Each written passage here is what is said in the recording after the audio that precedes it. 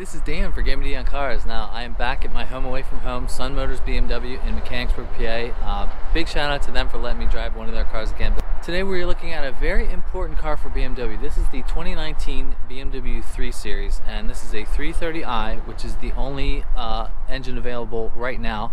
Obviously, there's going to be way more cars available, but this car is a 2-liter turbo, 4-cylinder, 255 horsepower, 269 foot-pounds of torque. Now, as a base car, this car is absolutely loaded with safety technology. The cameras are ridiculous, but this is an important car for BMW because the last generation of 3 Series wasn't held as high regard as the previous version. So we're going to try to see today if this one lives up to the name. I mean, this has been BMW's most famous car over the last 30 years. This is the 7th generation. This car has been around forever. It was always on the Car and Driver top 10 lists, but we're going to see if this car can bring BMW back to the glory that it used to have for the 3 Series. So let's take a look.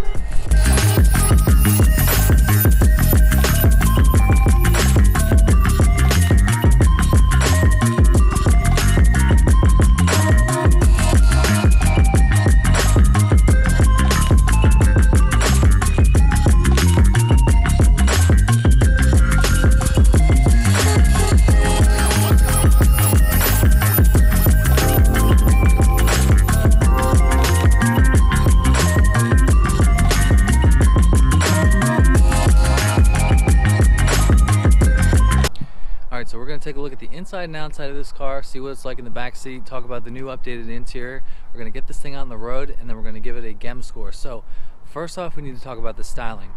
Now, I'm not going to say that the styling is that controversial. It seems pretty tame, you know, compared to the X5 and X7 with the bigger kidney grills, but this car is the same thing. But let's take a look. Now, this car, cars have grown in size over the years, and this car is no exception. I'm sure this size of car would probably be about the same size as like a 5 Series from like the early 2000s. But I like what they've done with the touches, that they've not gone too overboard as styling. Now, when this car came out, this car is not an M Sport package one, but this styling looks very nice. Now, the grills are bigger. They actually open and shut to get more airflow going in and out of the car, depending if you need it, and they'll shut if you're going faster on the highway. But when this car came out, people hated the headlights just because of this little notch right here.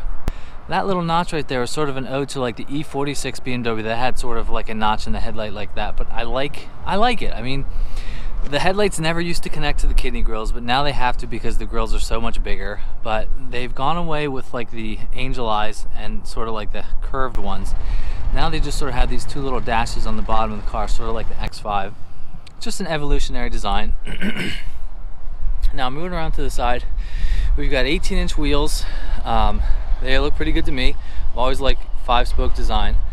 Going to the back, see this is what BMWs are. Every single BMW has. It's called the Hofmeister Kink, and this is sort of like an updated version of it. I know like the E46 sort of had like a perfectly rounded one, but this sort of has almost like a little angle to it. But I think it looks good. Now this car is, we'll say base car because it's the only one available at the moment. They're going to have an M340, which is going to have a turbo 6-cylinder with 385 horsepower. This little car with 385 horsepower. It's almost like that car there, the M240. That car is like 350 horsepower in a small car like that. It is just unbelievable. So moving around back, 330i. Now this is the same corporate taillights that BMW has, just like that X4 over there. And it looks good to me. It's simple. It's not trying too hard to be fancy looking. I call them sort of hockey pucks. But yeah, reverse light right there. There's your taillights. Two nice dual tips right here. BMW always has the roundel in the middle right there. We've got our camera right there. And the trend in America is for SUVs, and BMW offers 7 SUVs. Okay, now this car has been their cash maker for such a long time, and I honestly never drove the previous generation, so I can't speak to how it drove. But we're gonna see if this can get back to form. I've driven an E46. My parents still have one. They've had it for like 17 years. We're gonna see if this thing can drive on the road and get back to glory that the 3 Series used to have. So let's take a look at the engine. Now, one thing I like about BMW is when you pull the switch underneath by the steering wheel, you don't really have to mess with anything. You just walk up to it and pull it right up. You don't have to mess with the latch or anything. So this is it. This is the 2-liter turbo 4-cylinder. Now, they call these the twin power turbo right here. And it's kind of misleading because it's just a single turbo. It's not a twin turbo, but that's just sort of what they call it. This is like a nice like carbon fiber look right here, but this is the engine. Now, this engine would be more than adequate, I think, for any buyer. If I was in the market for this car, 255 horsepower is more than enough. This car will go 0 to 60 in 5.6 seconds. That's fast enough. If you've got a lead foot like some of my buddies, 385 horsepower in the car in the M340 that's coming out later this year. Plus, we'll obviously have the M3, M4. There are rumors that they're going to have a rear-wheel drive, manual-only M3 and call it like a pure spec, which would be awesome. That would speak right to the heart of the purists of BMWs, that this car is only offered in an automatic transmission. It's obviously the ZF 8-speed automatic, which BMW's used for years. It's a fantastic transmission. So let's take a look at what they've done to the interior.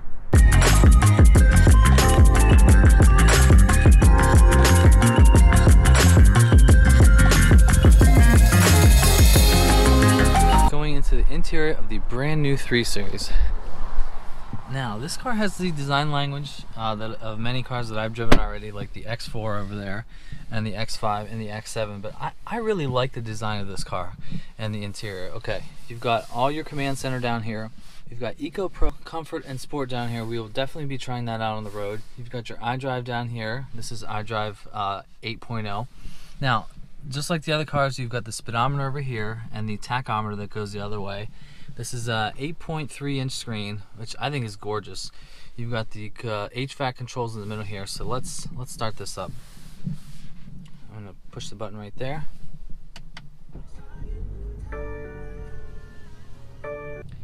Now, when you have the car on, you can sort of a little bit adjust the what you have in front of you.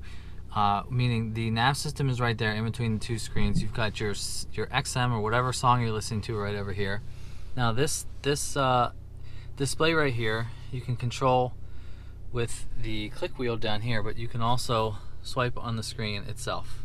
And it's very responsive, you know, just like any other, like a smartphone, any touch screen. So if you touch it, I mean, that is a big display for a base model 3 Series. I mean, I keep talking about that this is a base car, but this is the only engine available right now. But I mean, the materials are nice. This car is not the M Sport package, which is the only sort of upgrade of a 3 Series you can get. But the material is nice. You've got the piano black. The other cars have like a sort of quilted pattern here and a silver look. But yeah, I really like the materials and what they've done. You've got the paddle shifters behind the wheel. We're definitely going to try those out. But this car has lots of interesting features. If you simply put your hand up to the map, a couple things will come up. If you see, if I just put my hand up to the map, you can go to different settings right here. Now, right here, this is the button to control all your safety features. And if you click and hold that button in, it will completely turn everything off. You know, this comes loaded with safety features like lane keep assist, you know, blind spot monitoring. Some cars actually have a little thing up here that will look right at you just to make sure that you're not falling asleep.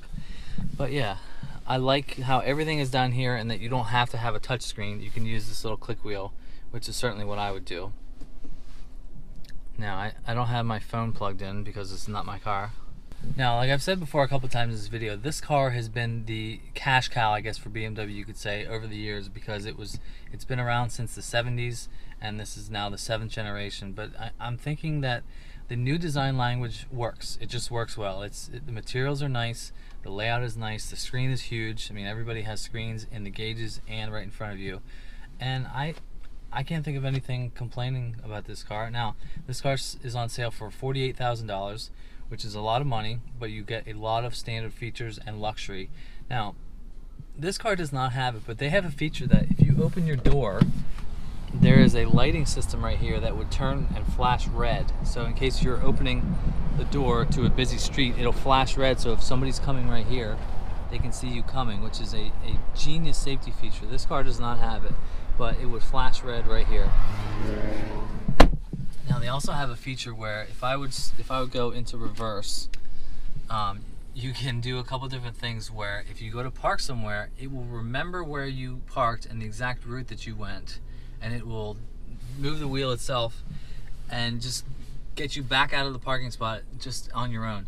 They also have a mode called car wash mode that if it looks down on the car, it'll put your two wheel ruts right there, so you can go into the car wash perfectly fine. So this car does not have everything, all of the goodies, because it's not an M Sport package, but it still has a decent amount of safety features, and the graphics on this screen are very nice. I mean, just looking at them, they're very crisp and clean.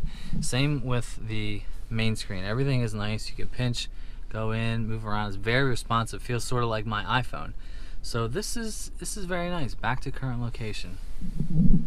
All right, let's check out the back seat. All right, I'm gonna try to squeeze into the back seat here. Ooh. Now, I've got plenty of headroom here, but I don't have the most leg room. I've got plenty of headroom back here. I mean, obviously this is just for kids. Well, you could put normal sized adults back here. You've got a screen for your heated seats and USB-C chargers. But yeah, this is, I would say this is adequate for a mid-size sedan. You can really get a look at the good screen up there. It is just very nice design. I like the silver to go along with the sort of, it's not just a perfect square up there. You've got sort of flowing lines on there. That looks very nice. All right, so let's take this thing on the road. Let's see how this thing drives. All right, so this is gonna wrap up my review of the BMW 3 Series. Now, I like what they've done as far as the redesign goes, and this is a base model car with still 255 horsepower, all the technology and the cameras and the new design, the new sheet metal. And from what I can see so far, now that I've got a chance to poke around with it, the interior is just like all the other BMWs I've driven, the newer ones like the X4, the X5, and the X7 that have been newly redesigned. And this fits right into their lineup. Now, we know that Americans, all they can get is SUVs, and this is, I think, a return to form for the 3 Series, but now we're going to take this thing out on the road and see how it drives, which is equally as important. So now stay tuned for the drive video and hit that like button, hit that subscribe button. I got lots of cool car stuff coming. Thank you to Sun Motors BMW for hooking me up once again. Follow me on Instagram. Hope you guys enjoyed this video, and I'll see you in the next one. See ya.